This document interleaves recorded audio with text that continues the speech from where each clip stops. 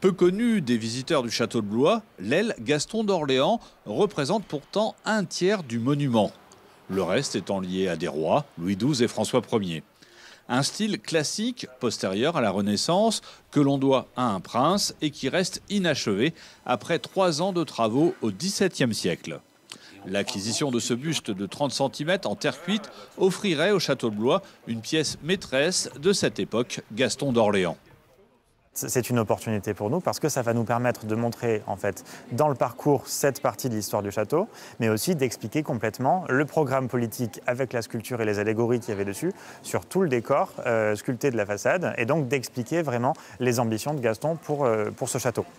Inconnu du marché de l'art jusqu'à présent, l'apparition de ce buste illustre parfaitement la figure de Gaston d'Orléans, la grande statue du fronton ayant été détruite à la Révolution. Mairie, ministère, collectivités, grand public et mécénat sont sollicités pour cet achat de 350 000 €. On s'est lancé dans cette aventure qui est assez exceptionnelle parce que le buste vaut le coup. Il est cher, mais le prix, c'est celui d'un artiste exceptionnel, d'un modèle exceptionnel, d'un décor de château royal, d'un décor disparu dont on n'a plus aucune trace et d'une redécouverte en histoire de l'art. Et tout ça séparément, ça vaut cher. Donc effectivement, au total, c'est l'objet qui a un certain prix. En venant enrichir le patrimoine du château de Blois, le buste de Gaston d'Orléans permettra enfin de faire découvrir la période classique de ce monument du Val-de-Loire.